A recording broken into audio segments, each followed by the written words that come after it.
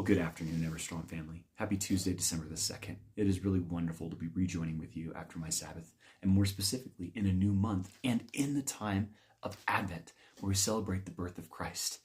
Now, to cover yesterday's lesson, we are going to be closing the book, the letter of Ephesians in chapter 6. And later on, we'll make a separate video where we cover today's lesson, the first chapter in the book of Philippians, and I couldn't be more excited. However, for now, I'd like to actually have a little bit of a praise report that might seem like a bit of a bummer at first, but it finally happened. After 15 years of holding this Bible in my hands, it's finally broken, specifically at the spine. And while some people, including my wife, might look at that as a sad thing, I see that as a thing of joy. It's a badge of honor. It shows that in 15 years, I have used this thing so much that it's literally falling to pieces.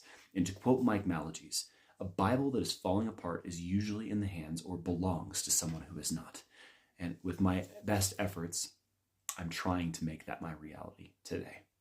So without further ado, let us join together in the reading, our final reading, the book of Ephesians, chapter 6, and we're going to read verses 1 through 4. Children, obey your parents because you belong to the Lord, for this is the right thing to do. Honor your father and your mother. This is the first commandment with a promise. If you honor your father and mother, things will go well for you, and you will have a long life here on earth.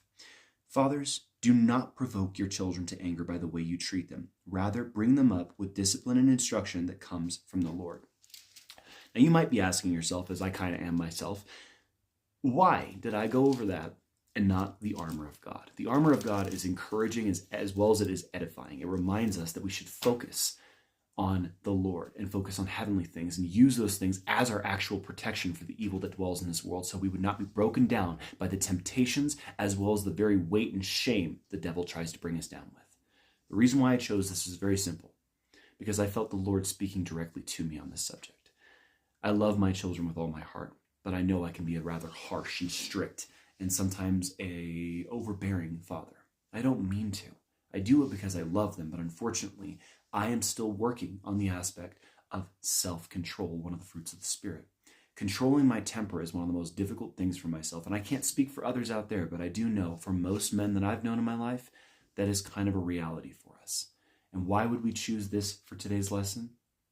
Because just like the Lord has to withhold his wrath from us when we make mistakes, and we make mistakes far more in his eyes than our children do in ours, we need to understand that the Lord was willing to sacrifice his own son so that we could be saved. And therefore, instead of inflicting judgment on our children, we should give them instruction with love and grace and compassion. Thank you for joining us. God bless you.